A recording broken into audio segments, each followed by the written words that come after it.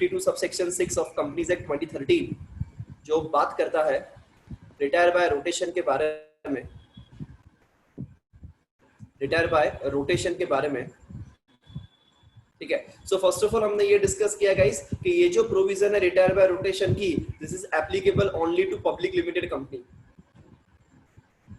ठीक है। ये प्राइवेट कंपनी को एप्लीकेबल नहीं है, ठीक है। ये किसको एप्लीकेबल है? सिर्फ और सिर्फ पब्लिक लिमिटेड कंपनी को है। क्या बोलता है प्रोविजन? तो प्रोविजन ये बोल रहा है कि आपकी कंपनी के जितने भी टोटल डायरेक्टर्स है, आपकी कंपनी के जितने भी टोटल डायरेक्टर्स है, वो टोटल डायरेक्टर्स में से मिनिमम 2/3 डायरेक्टर्स ऐसे होने चाहिए कि जिसको हम बोलेंगे रोटेशनल डायरेक्टर। क्या बोलेंगे? जिसको हम रोटेशनल डायरेक्टर, ठीक है। So can we say that कि अगर मिनिमम 2/3, इट में भी पॉसिबल के सारे डायरेक्टर्स भी आपके रोटेशनल डायरेक्टर्स हो सकते हैं, ठीक है। सो यहाँ पे आपके जो रिमेनिंग बचेगा,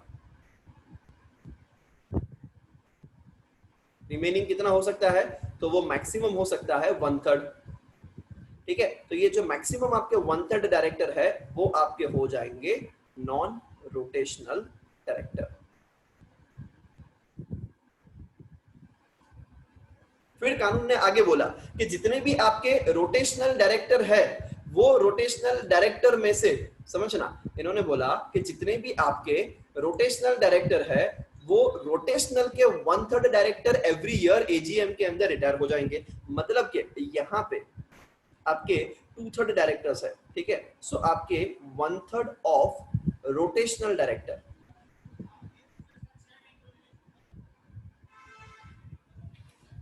shall be liable to retire in every annual general meeting। अब इसको एग्जाम्पल के साथ पढ़ते हैं, ठीक है। एग्जाम्पल में हमने देखा कि सपोज 12 डायरेक्टर्स जो कंपनी के हैं वो कुछ इस तरीके से है कि ये जो आपके टोटल 12 डायरेक्टर्स है, फॉर एन एग्जांपल ABCD, ठीक है, PQRS WXYZ, these are the 12 directors, ठीक है। इसमें से कानून ने बोला कि भैया इसमें से आपको मिनिमम, आपकी कंपनी पब्लिक लिमिटेड कंपनी है, बिकॉज ये प्रोविजन सिर्फ और सिर्फ पब्लिक लिमिटेड कंपनी को एप्लीकेबल है, या फिर डीम्ड पब्लिक कंपनी को एप्लीकेबल है, ठीक है। सो यहाँ पे वो भी लिख देता हूं मैं, पब्लिक कंपनी या फिर डीम्ड पब्लिक कंपनी, मतलब कैसी कोई भी प्राइवेट कंपनी है जो पब्लिक कंपनी की सब्सिडियरी है, ठीक है। सो यहाँ पे इसने बोला कि टोटल आपके रोटेशनल डायरेक्टर्स मिनिमम 2/3 होने जरूरी है। तो यहाँ पे हम उसको अलग कर देते हैं कि for an example ABCD and PQRS, ये जो आपके है वो रोटेशनल डायरेक्टर है, ठीक है। अब ये आपने वहां पे, आप चाहो तो 9 रख सकते हो, आप चाहो तो 10 रख सकते हो, आप चाहो तो 12 के 12 को रोटेशनल कर सकते हो, बट आप 7 नहीं रख सकते, क्यों? बिकॉज क्या बोला? मिनिमम 2/3, ठीक है। सो आपके टोटल डायरेक्टर्स जो भी होंगे उसका आपको 2/3 वहां पे लेना पड़ेगा, ठीक है। आप चाहो तो 9 डायरेक्टर्स रखना चाहते हो तो यहाँ पे आप 9 डायरेक्टर्स कर देते हैं कि चलो ये मिस्टर W को भी हम रोटेशनल कर देते हैं, कर सकते हैं, द आंसर इज यस, ठीक है। XYZ जो थे यहाँ पे, वो XYZ को यहाँ पे उन्होंने क्या कर दिया है, ये मैक्सिमम 1/3 है, समझना, ठीक है, बट 1/3 से ज्यादा कभी भी नहीं हो सकता, ठीक है। सो XYZ उन्होंने कौन से डायरेक्टर्स बना दिए? तो ये वहां पे हो गए उनके नॉन रोटेशनल डायरेक्टर। तो ये जो 9 डायरेक्टर्स आएगा, इस अब कानून ने बोला कि 1/3 ऑफ रोटेशनल डायरेक्टर, मतलब आपके रोटेशनल डायरेक्टर कितने हैं इस केस के अंदर? 9 है, ठीक है। सो एग्जांपल के तौर पे अगर हम देखें तो 1/3 का 9 अगर हम देखें तो यहाँ पे 3 डायरेक्टर्स क्या हो जाएंगे? रिटायर्ड हो जाएंगे, लायबल टू रिटायर, ठीक है, shall be retire in every annual general meeting. Sir किस हिसाब से डिसाइड करेंगे? ये 9 के बीच में झगड़ा होने लगेगा, फिर वो बोलेगा तू जा, वो बोलेगा तू जा। कानून ने ये भी क्लियर किया, जो सबसे पहले आया था वो सबसे पहले जाएगा। इसका मतलब ये कि जिसकी अपॉइंटमेंट सबसे पुरानी है जो कंपनी में सबसे पुराना है वो सबसे पहले यहाँ पे जाना पड़ेगा, ठीक है, जिसका period of office longest in the office है उसको, ठीक है। सो ये हमारा स्लोगन है गाइस, जो सबसे पहले आया है, क्या बोला,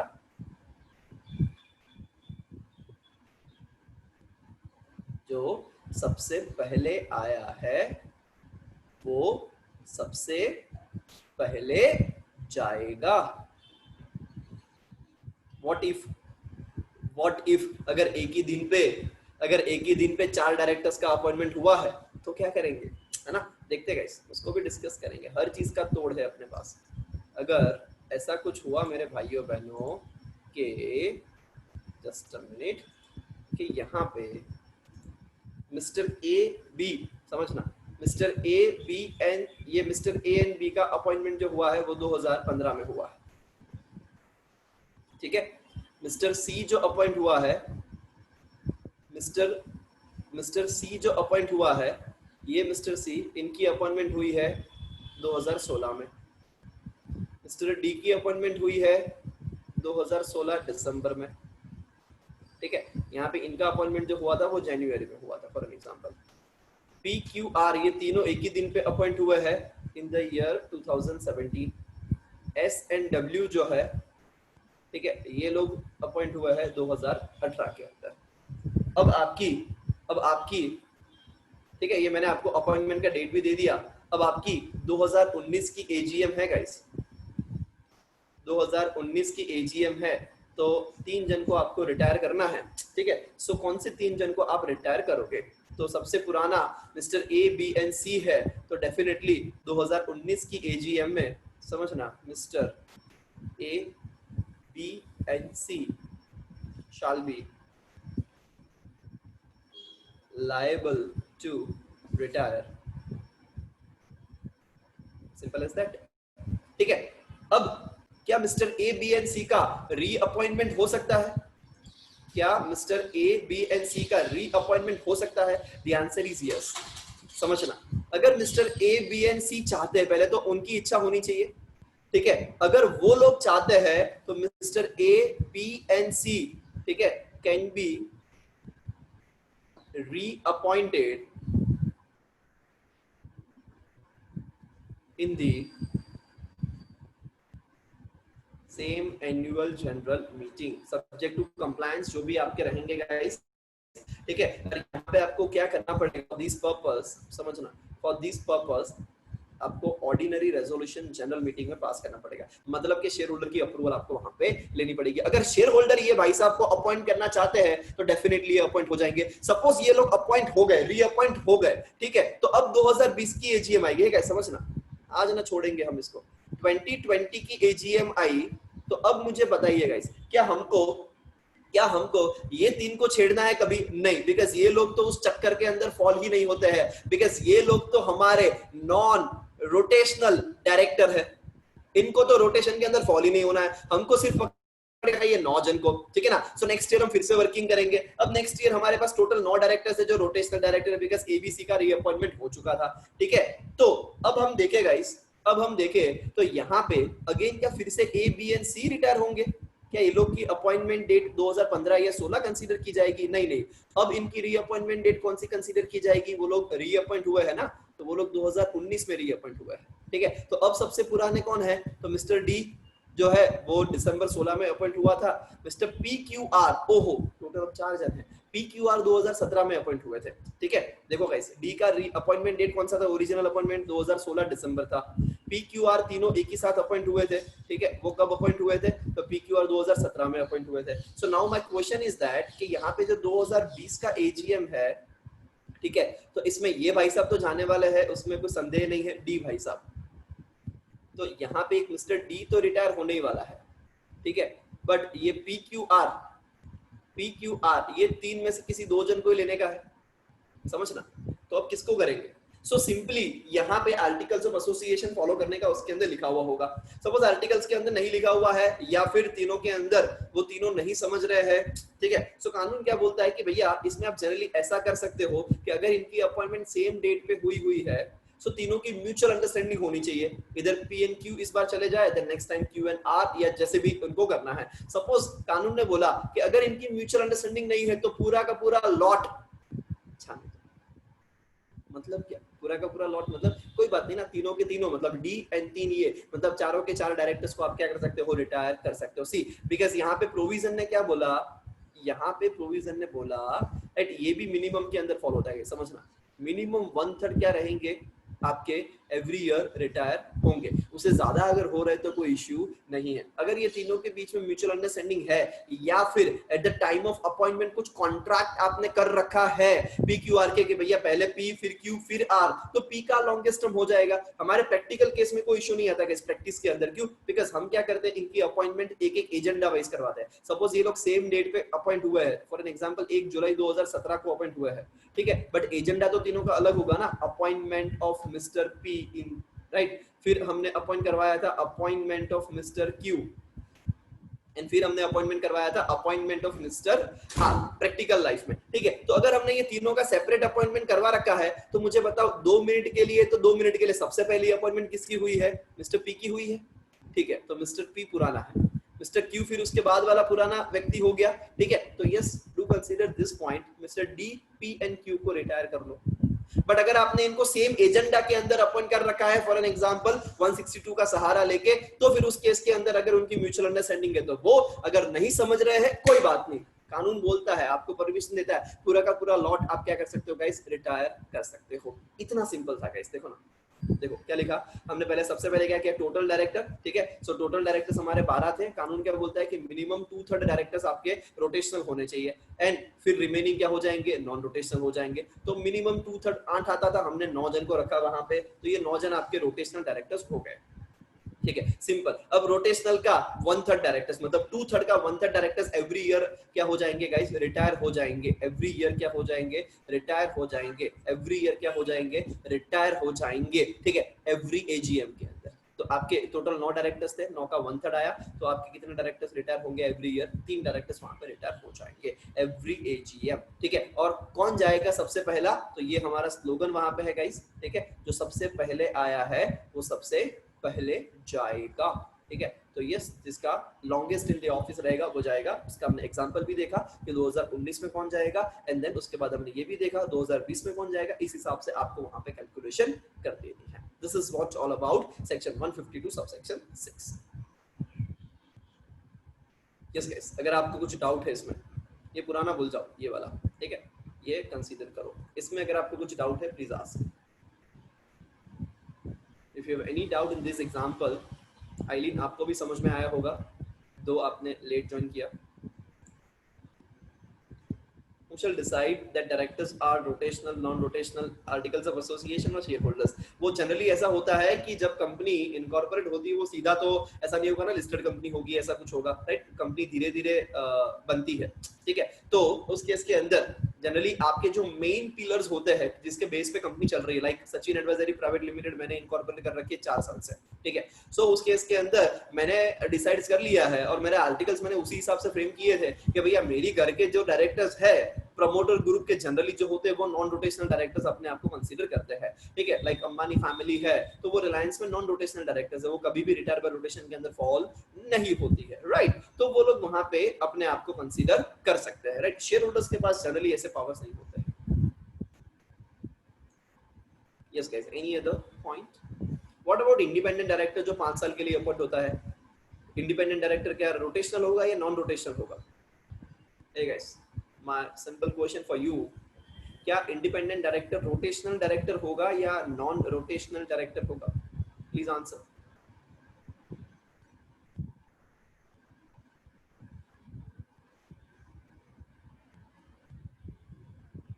ओके, अक्सर बोल रहा है non rotational, any other answer? In our example, suppose A, B, C are appointed for 5 years, so shall we consider them, जो सबसे पहले आया वो सबसे पहले जो आएगा? यस श्लोक 5 साल के लिए अपॉइंट हुआ है या कितने भी साल के लिए अपॉइंट हुआ है, we have to consider that. अगर वो रोटेशनल में फॉल होते हैं तो मिलन पटेल एंड जैनी बोल रहे हैं सर ये नॉन रोटेशनल डायरेक्टर्स है। Any other answer? Hey guys, any other answer? Rotational director, non rotational director, बताओ गाइस, इंडिपेंडेंट डायरेक्टर। अब जो भी आंसर दोगे मेरा एक ही आंसर रहेगा, मेरा एक ही जवाब रहेगा उसके ऊपर कि यू आर रॉन्ग। अब जो भी आंसर दोगे, क्यों? बिकॉज वो लोग टोटल डायरेक्टर में ही कवर नहीं होंगे, वो इस सेक्शन में कवर ही नहीं होगा। Oh wow Kreena, very good. ठीक है, समझना, ये जो टोटल डायरेक्टर्स के अंदर ही, मैंने बोला था कि इसकी भी डेफिनेशन है टोटल डायरेक्टर की भी। टोटल डायरेक्टर मतलब टोटल डायरेक्टर ऑफ कंपनी नहीं है, total director with in the meaning of this 152 sub section 6 है। मतलब कि सपोज कंपनी के अंदर 15 डायरेक्टर्स है, उसमें से 3 इंडिपेंडेंट डायरेक्टर है, तो 15 में से पहले 3 निकालो। ठीक है, ये 15 में से 3 इंडिपेंडेंट आपने माइनस किए, बचे 12। अब आप रोटेशनल नॉन रोटेशनल खेलो। समझ में आता है क्या? वो लोग तो इसके अंदर आते ही नहीं है। Very good answer Kreena. ठीक है गाइस, देखते हैं इसको, आ जाओ।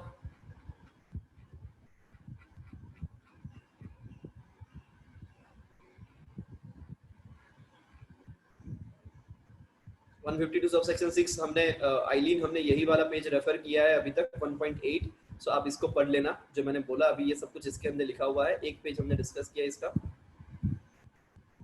ये रहा, देखो गाइस।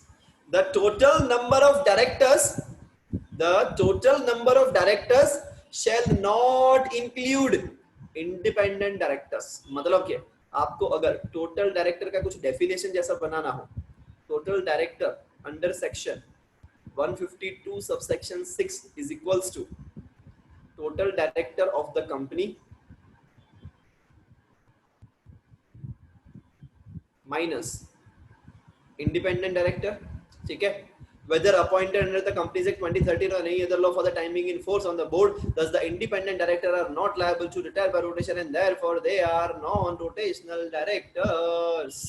ठीक है ना, वो तो यहाँ पे आपके टोटल नंबर ऑफ डायरेक्टर्स के अंदर ही इंक्लूड नहीं होंगे, मतलब वो रोटेशन नॉन रोटेशन कुछ भी वहां पे चक्कर नहीं आता।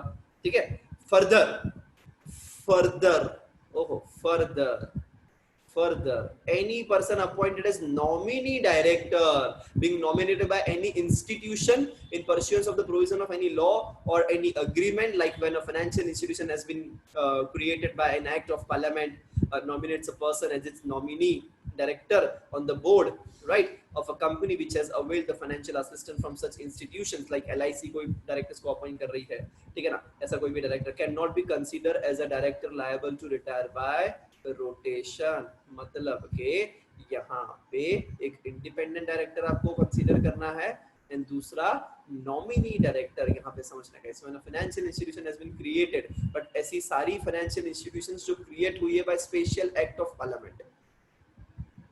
तो आईसीआईसीआई बैंक ने अगर कोई डायरेक्टर को अपॉइंट किया है तो उसकी बात नहीं कर रहे हैं, बट यहाँ पे कौन सी आ जाएगी, राइट, यहाँ पे आरबीआई है, राइट, एलआईसी है, जो स्पेशल एक्ट के अंडर क्रिएट हुई है। अगर उन लोग ने कोई नॉमिनेट किया है डायरेक्टर को, राइट, तो फिर वो रिटायर बाय रोटेशन के अंदर फॉल नहीं होंगे। Nominee director may also be appointed by central government और the state government of which of its share holding in a government company. ठीक है, या फिर ऐसे कोई से भी नॉमिनेट डायरेक्टर अपॉइंटेड बाय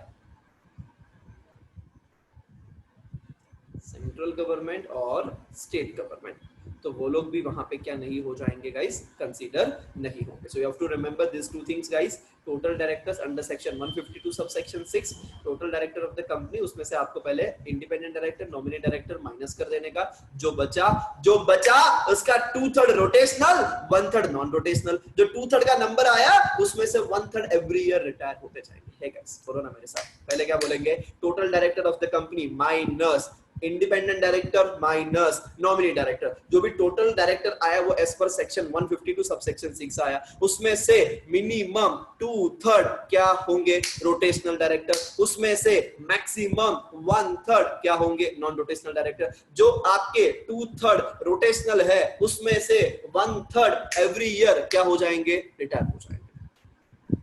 ठीक है ना, जब ऐसे सॉन्ग्स बोलते बोलते गाओगे ना, एक तो आपका एंथू बढ़ेगा, मजा आएगा, प्लस वो चित्र छप जाएगा जो यहाँ पे आपके लिए मैंने बनाया।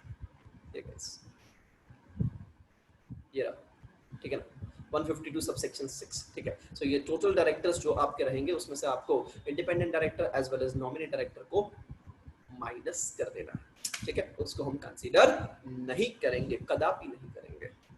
अगेन ध्यान रहे, nominee director appointed by the financial institutions जो स्पेशल एक्ट के अंडर बनी हुई है, एंड दूसरा क्या बोला हमने उसको, अपॉइंटेड बाय सेंट्रल और द स्टेट गवर्नमेंट, राइट, तो वो वहां पे कंसीडर नहीं होंगे।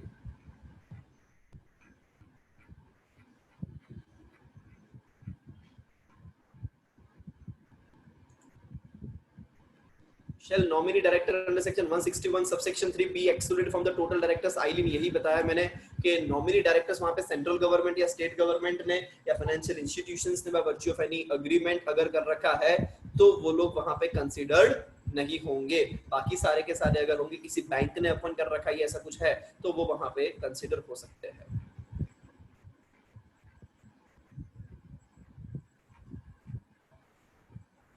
ठीक है, यहाँ पे उन्होंने एक एग्जांपल भी दिया है, 1/3 directors to retire at AGM once the number of directors who are liable to retire by rotation is determined, only 1/3 out of that number shall retire, वो हमने कंसीडर कर लिया। if such number is either neither 3 or multiple of 3, तो फिर उस case के अंदर आप उसका नियरेस्ट नंबर लेना चाहते हो तो ले सकते हो। यहाँ पे आपको एग्जांपल दे रखा है गाइस, एग्जांपल्स दे रखा है।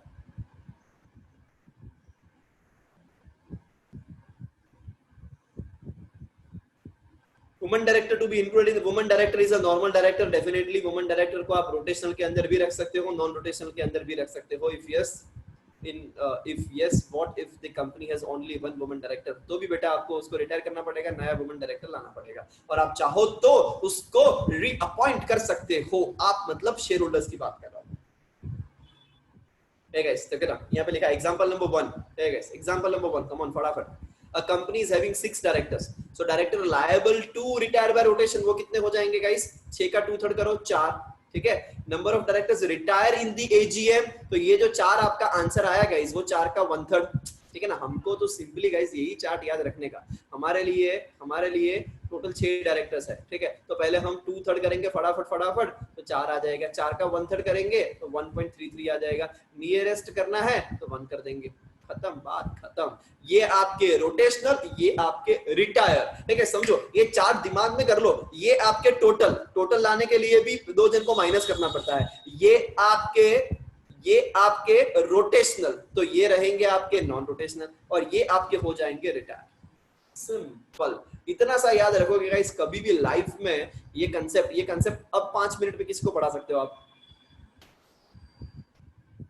मयूर थोड़ा सा शांत रह बेटा, हर एक पॉइंट के अंदर अपन आएंगे, ठीक है। But yes, just give me a minute, ये कंसेप्ट फिर है ना, अगर ये सारी चीजें अभी बोलूंगा मैं, स्मॉल शेयर होल्डर डायरेक्टर, तो ये सब कुछ खिचड़ी हो जाएगी, ठीक है। पहले आपके दिमाग में सिर्फ इतना सा मैं कर दूं, I know many questions are there, but yes definitely will cover all the questions, ठीक है। ये कंसेप्ट्स पहले मैं आपके दिमाग के अंदर डाल दूं कि यस टोटल का भी एक अपना फॉर्मूला है, फिर उसके बाद 2/3 करेंगे, रोटेशनल आएगा, बाकी बचा नॉन रोटेशनल, ठीक है। तो ये तो क्वेश्चन मार्क ही रहेगा, ऑलवेज हो भी सकता है नहीं भी हो सकता है, और इसका जो भी आंसर आया उसका 1/3 आपका मिनिमम क्या हो जाएगा गाइस, रिटायर बाय रोटेशन के अंदर आ जाएगा, ठीक है। So a company is having 7 directors, ठीक है। सेकंड एग्जांपल, कंपनी के पास 7 डायरेक्टर्स है, क्या करेंगे